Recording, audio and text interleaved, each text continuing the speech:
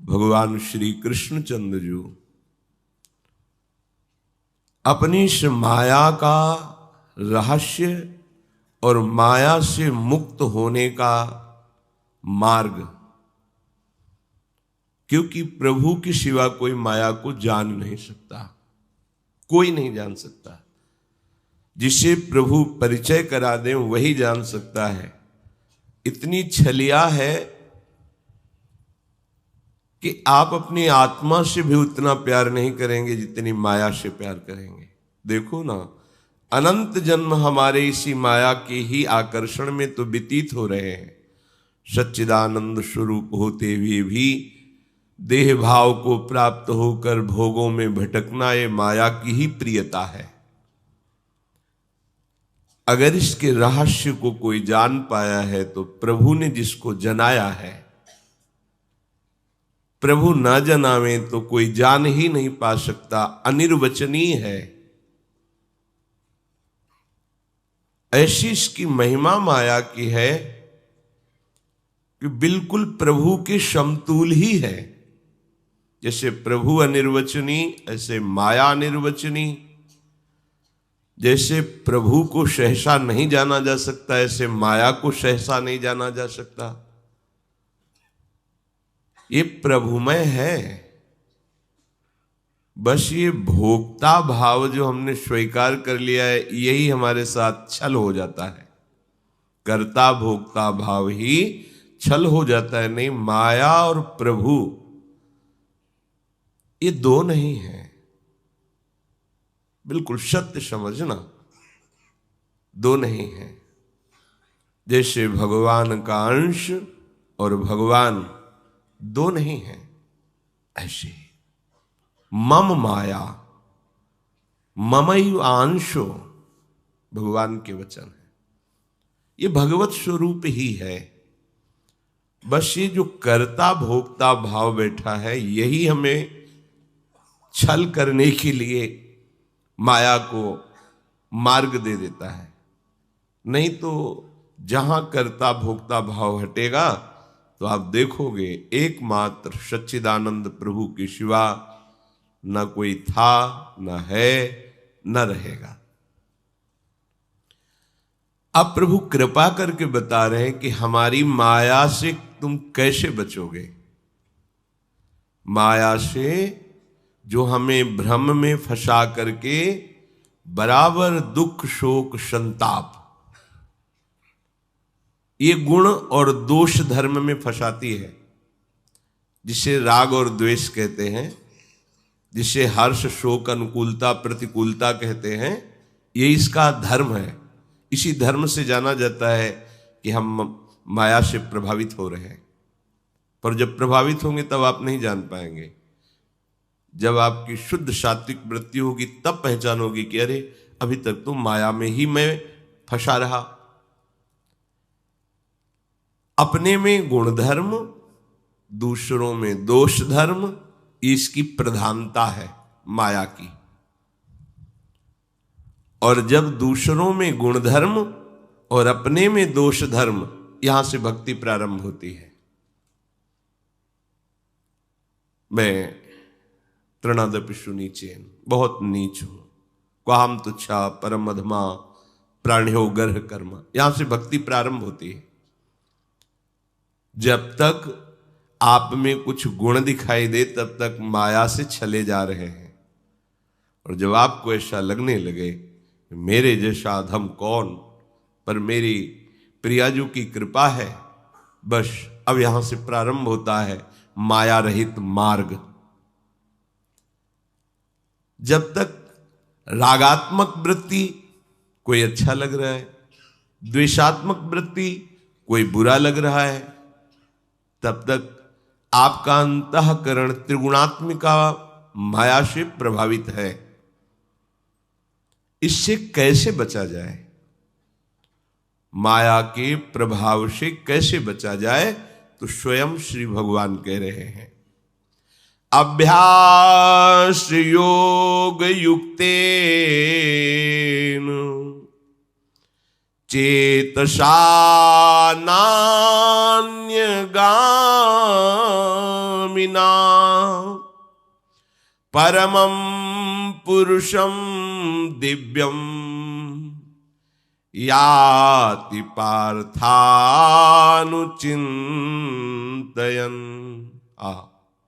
अमृतमयी बात है। श्री भगवान कह रहे हैं, हे प्रथानंदन अर्जुन, तुम मेरे चिंतन का अभ्यास करो।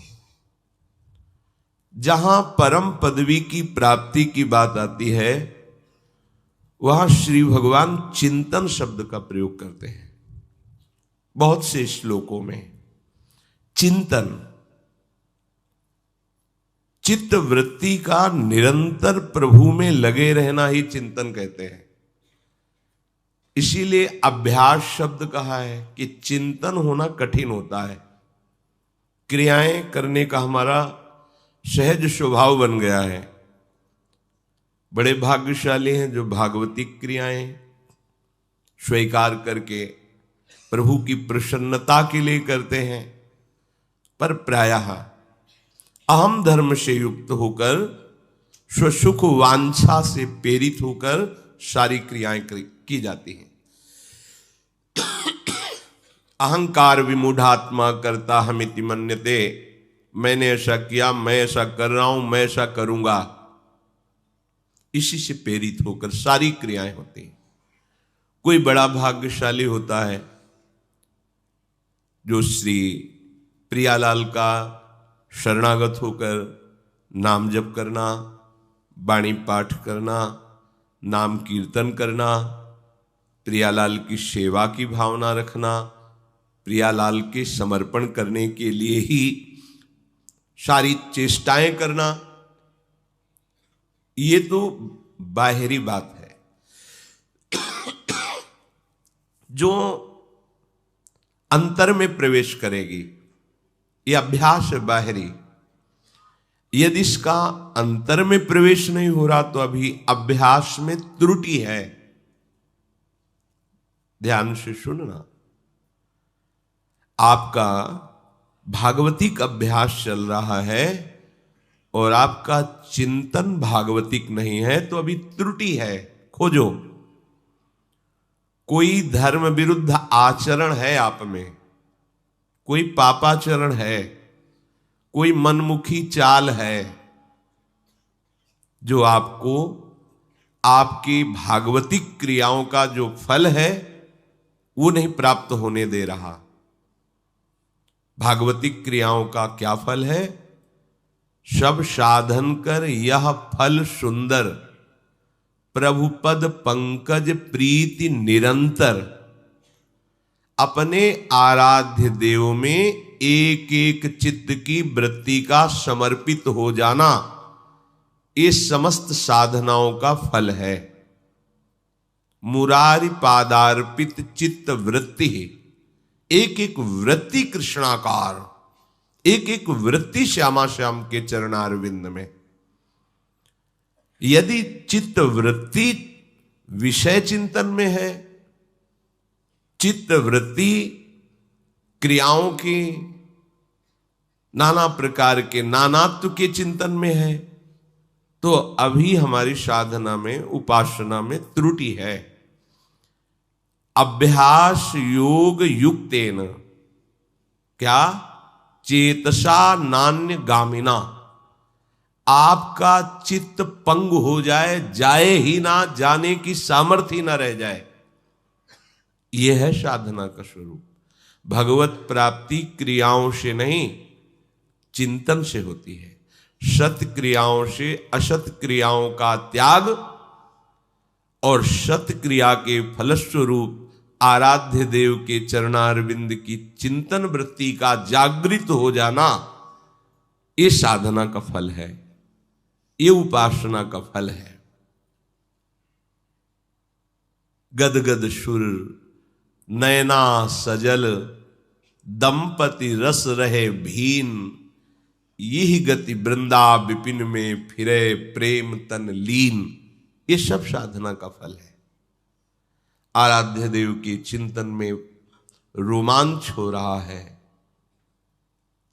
पुलकावली बढ़ रही, अश्रु प्रवाह हो रहा है। वृंदावन की वीथियों में युगल चिंतन में डूबा हुआ है। ये जीवन का, साधना का परम लाभ है। चेतसा नान्य गामिना,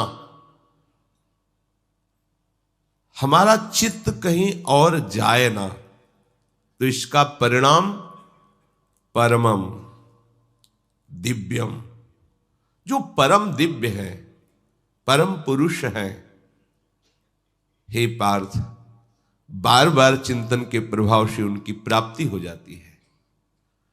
पुरुषम परमम दिव्यम याति पार्थानुचिंतयन, अनुचिंतयन, जो चिंतन कर रहे हैं बार बार, अनुमान बार बार, अनुस्मरण, बार बार स्मरण करना, बार बार चिंतन करना। अगर हमारा आंतरिक चिंतन प्रभु में नहीं हो रहा है तो हमें बहुत विकल होना चाहिए, संतोष नहीं होना चाहिए इस बात में, क्योंकि अगर संतोष कर लोगे साधना में तो साधना रुक जाएगी। संतोष सुख दुख में, जैसी परिस्थिति आई है, चाहे वो सुखद हो या दुखद, जथा लाभ संतोष सदा, काहू सो कछु न चाहोंगो। मेरे आराध्य देव ने जैसी मेरी परिस्थिति की रचना कर दी है, विधान कर दिया, उसी में मैं संतुष्ट हूं। ये सुख दुख के लिए, भजन के लिए नहीं। भजन के लिए तो इतनी व्याकुलता चाहिए, तद विस्मरणेन परम व्याकुलते थी। यदि कहीं आधे पल के लिए भी आराध्य देव का किसी कारण से विस्मरण हो रहा है तो परम व्याकुलता आ जानी चाहिए। इसका फल क्या होगा? बोल परमम पुरुषम दिव्यम याति पार्थानुचिंतयन। जब कोई ऐसे चित्त से चिंतन करता है, अनुचिंतयन, बार बार चिंतन, अव्यावृत भजनात्, अखंड भजन। एक बार पकड़ाना होता है मन को।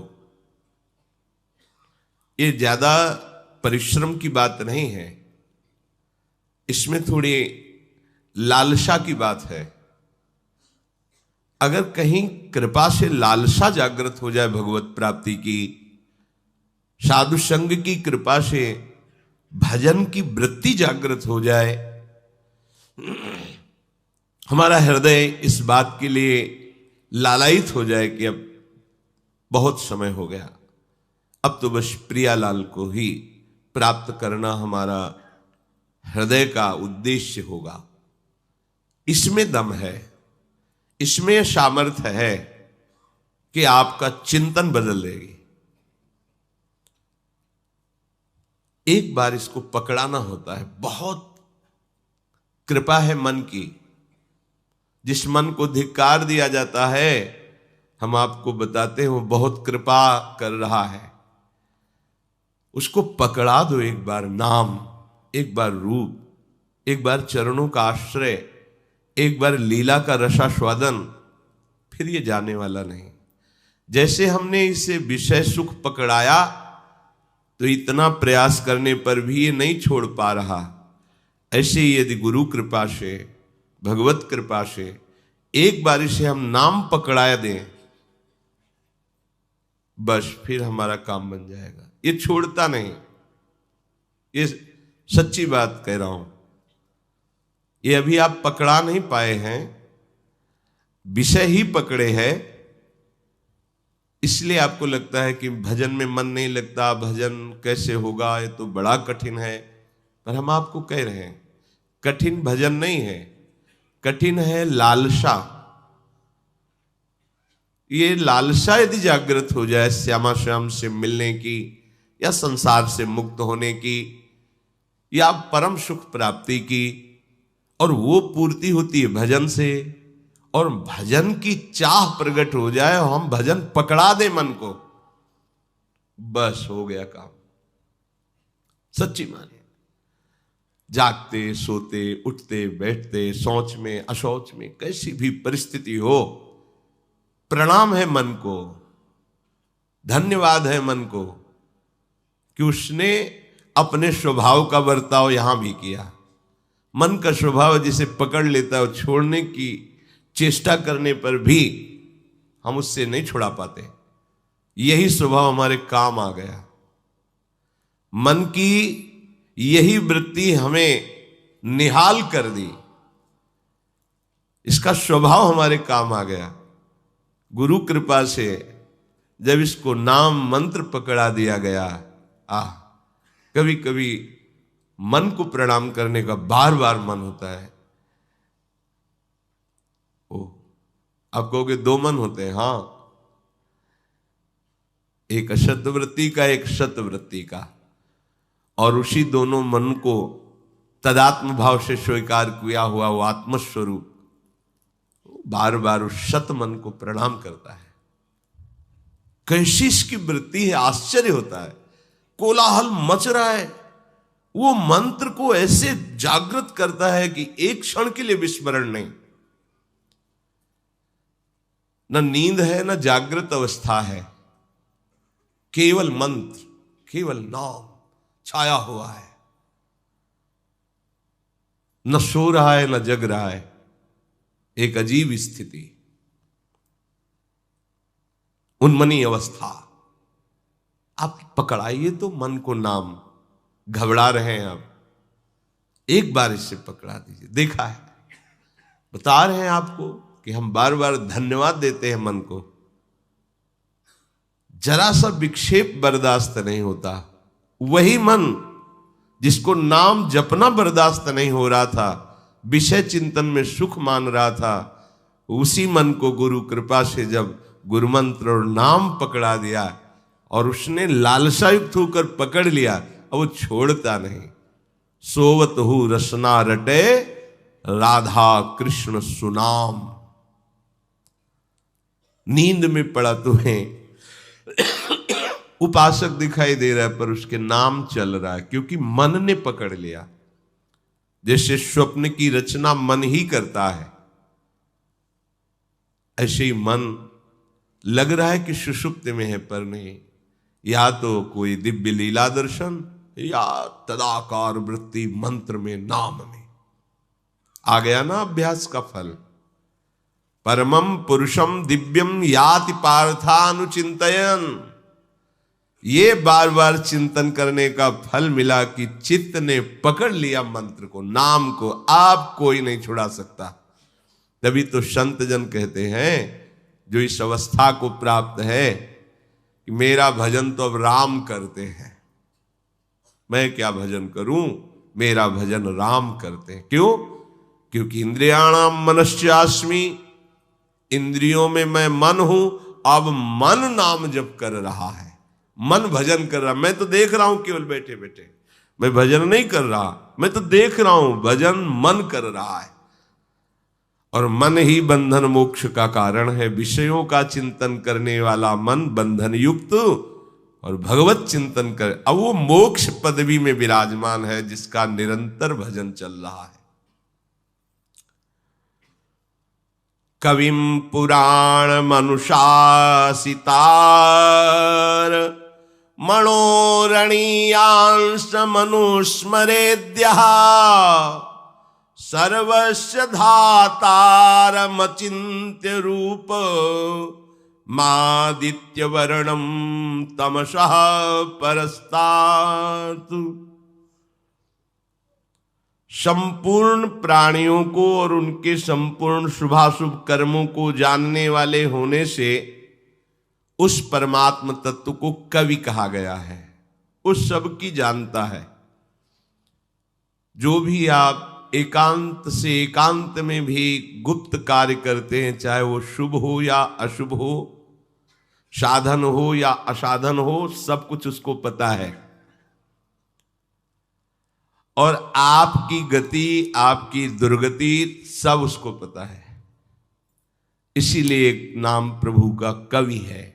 सबसे बड़े कवि भगवान ही है। कविम पुराणम, इनसे पुराना कोई है नहीं। सबसे प्रथम प्रभु ही है, इन्हीं से सब प्रकट हुआ है। इसीलिए इनको पुराण पुरुष कहते हैं। भगवान का नाम पुराण भी है। अनुशासितारम,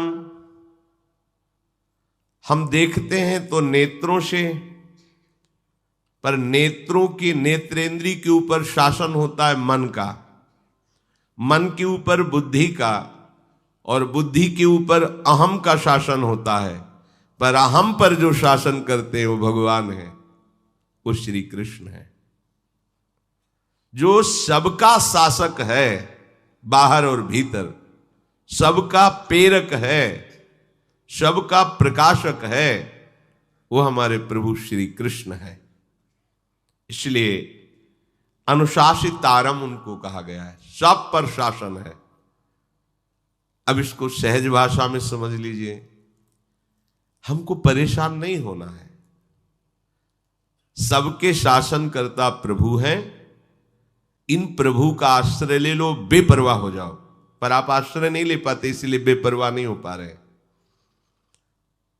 अगर आप आश्रय तत्व को जान जाएंगे तो आज से ही जीवन मुक्त अवस्था का आनंद लेने लगेंगे। पर हम लोग वाणी से आश्रय की बात करते और रहते अहम में हैं। अहम का भी जो संचालन करता है, शासन करता है, वो हमारे प्रभु श्री कृष्ण हैं। इसीलिए कहते तुम तो केवल मेरा चिंतन करो, योगक्षेम का वाहन मैं करूंगा, काहे को परेशान होते हो। पर परेशान होना है जीव का स्वभाव बन गया है, वो बिना परेशानी के रह नहीं सकता, वो परेशानी पैदा करता है। अपने लोग बचना चाहते परेशानी से, पर जिस परेशानी से बचना चाहते हैं उसी परेशानी को गले लगाते हैं और सोचते हैं इससे बच जाएंगे। रुपया हो जाए तो परेशानी से बच जाएंगे, हमारा सम्मान होने लगे तो परेशानी से बच जाएंगे, लोग हमें जानने लगे तो परेशानी से।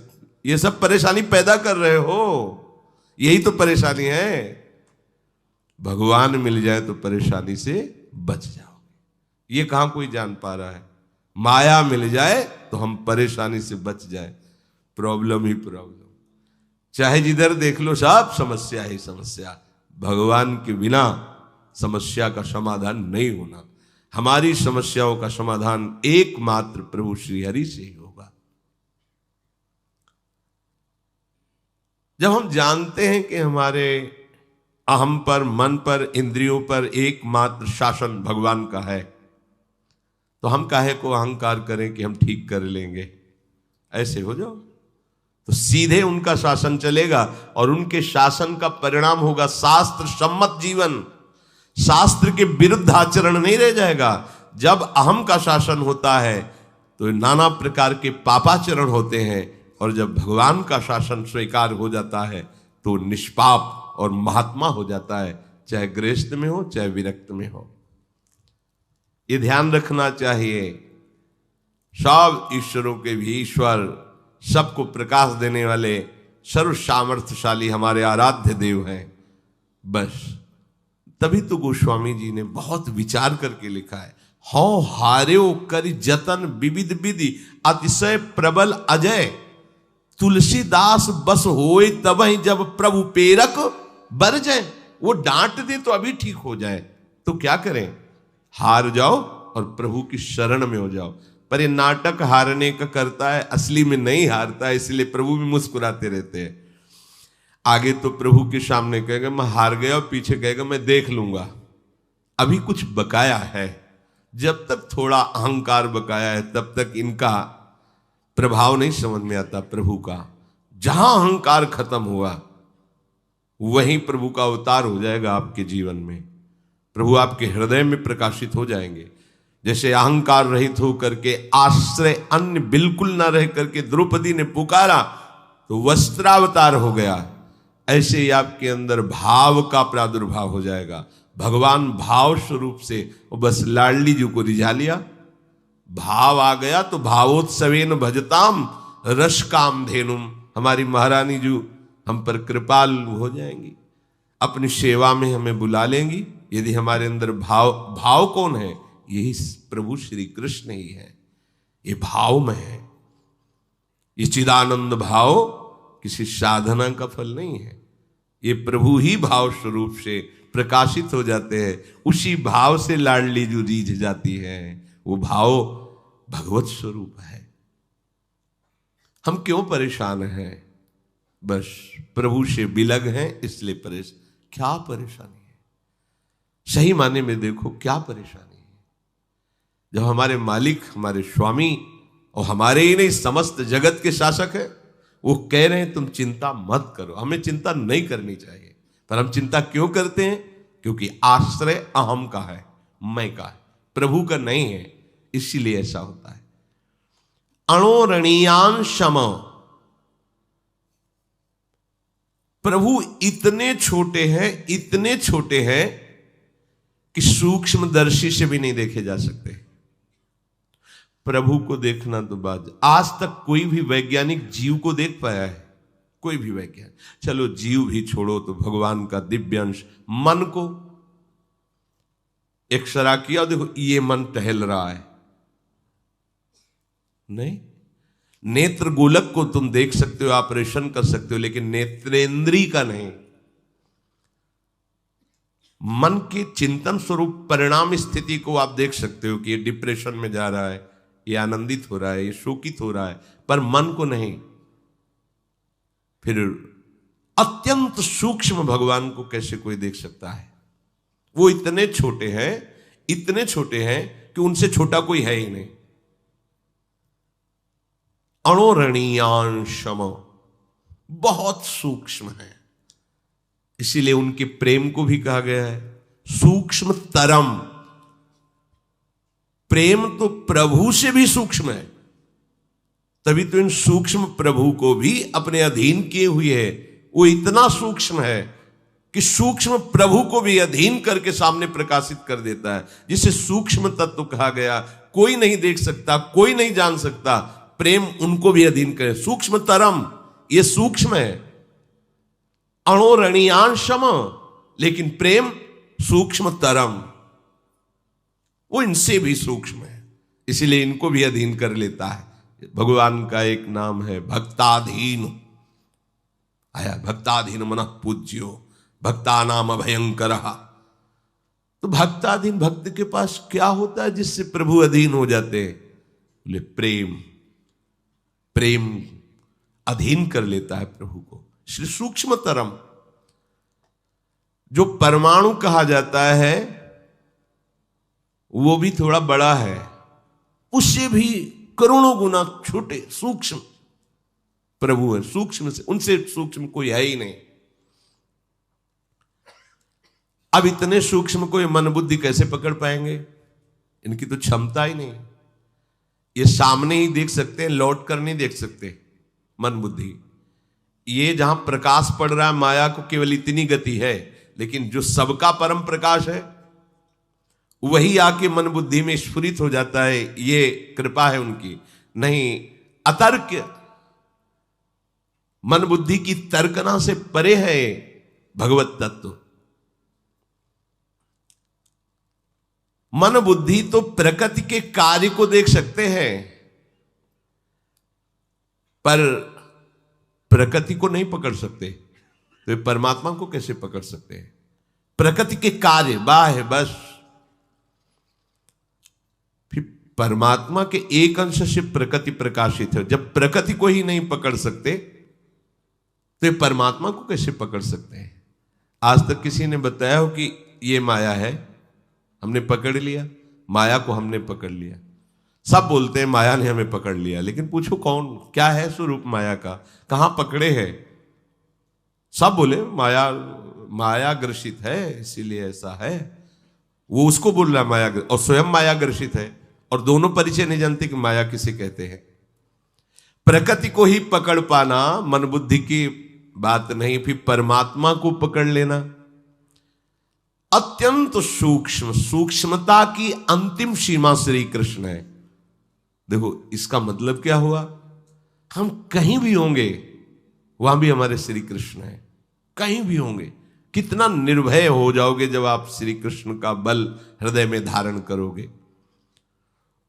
प्रभु अणोरणीयान क्षमा तो महतो महियान, इतने बड़े हैं, इतने बड़े हैं कि इनसे बड़ा कोई है ही नहीं।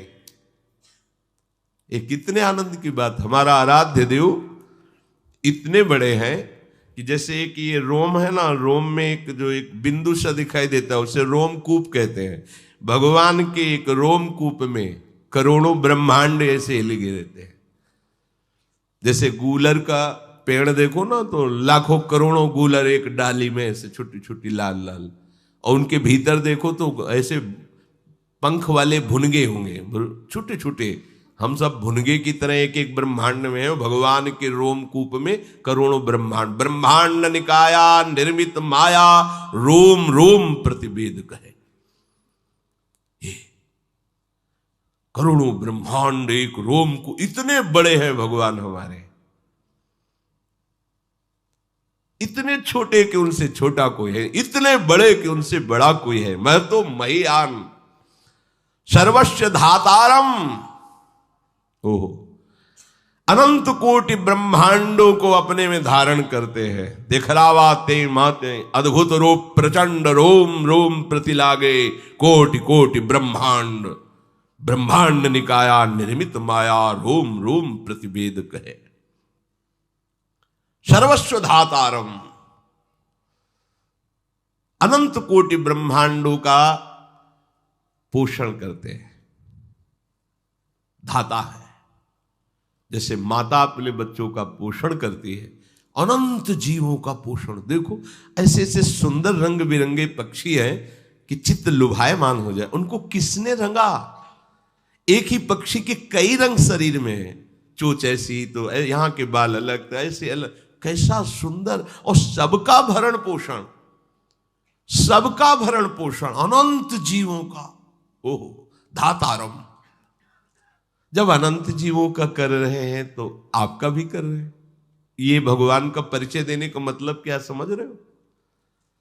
सबसे बड़े कवि अर्थात विद्वान, विद्या संपन्न, ज्ञान संपन्न हमारे भगवान है।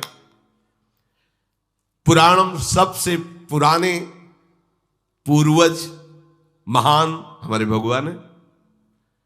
अनुशासितारम, सब पर शासन, ईश्वरों के भी ईश्वर भगवान श्री कृष्ण का है। जितने भी शास्त्र हैं, गुरु हैं, संत हैं, सबके ऊपर इन्हीं का शासन है। जितने भी अनंत ब्रह्मांडों में जितने गुरुदेव, जितने शास्त्र, जितने संत, जितने महापुरुष, सब पर शासन। कोई भी ऐसा नहीं है जो गुरु कृपा के बिना बोध को प्राप्त हुआ हो। तो सब गुरुओं का गुरु परम गुरु श्री कृष्ण आए।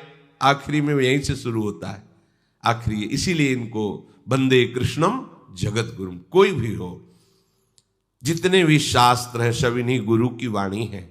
जितने भी गुरुदेव हैं सब इन्हीं की कृपा से अपने स्वरूप को प्राप्त होते हैं। जितने भी संत महात्मा हैं इन्हीं की कृपा कोर से माया मुक्त होकर अपने अपने भाव के अनुसार इनका अनुभव करते हैं। अनुशासितारम, सब पर शासन। ये जानकर हमें प्रफुल्लित होना है कि मेरे स्वामी ऐसे हैं। केवल ऐसा ही नहीं है कि उनको तुम माखन चोर कह दो, तुम उनको ऐसा वैसा शब्दों से उच्चारण। कौन है? स्वयं परिचय बता रहे हैं। कविम पुराणा मनुशासितारो मनोरणीयांश मनुस्मरेद्या सर्वस्व धातारम अचिंत रूपो मादित्य वर्णम तमसः परस्तात। मैं छोटे से भी छोटा हूं, मैं महान से भी महान हूं। सर्वस्व धातारम, अनंत कोटि ब्रह्मांडों को अपने में धारण करता हूं और अपने से ही पोषण करता हूं। आप अपने 3.5 हाथ शरीर को अपना मैं मान के पोषण करने के लिए परेशान है। 2-4 परिवार के लोगों को अपना मानकर टेंशन में है, कैसे क्या होगा। अनंत ब्रह्मांडों को अपने में धारण करके और सबका भरण पोषण कर रहा, वो मेरा स्वामी है। मेरा भरण पोषण नहीं करेगा? अरे मेरा भी भरण पोषण। तुम गर्भ में क्या कर रहे थे? तुम्हारा भरण पोषण हुआ कि नहीं? तुम बाहर प्रकट हुए, तुम्हारे दांत नहीं थे, मर जाते अगर वो भरण पोषण की व्यवस्था न करता। मां के वक्षा स्थल में ही अनुकूल दूध की रचना कर दी। उतना ही गर्म, उतना ही मीठा, उतना ही पावर जितना हम पचा सकते। कितना कृपालु है। हम समझते हैं अहम से हम अपना भरण पोषण कर रहे हैं। सर्वस्व धातारम, वो सबका भरण पोषण कर रहा है मेरा आराध्य देव। सबको जो भी स्फूर्ति मिल रही, सबको, चाहे पापी हो चाहे पुण्यात्मा हो, वो केवल प्रभु से मिल रही, केवल श्री कृष्ण से मिल रही। इसी बात को जानकर महात्मा जन सब में भगवत भाव से प्रणाम करते हैं कि बाहरी लीलाएं 3 गुणों के अनुसार, कहीं राक्षसी, कहीं राजसी, कहीं सात्विक, पर इनको जो स्फुरना मिल रही, जो सामर्थ्य मिल रही, जो पावर मिल रहा है, वो श्री कृष्ण से ही मिल रहा है।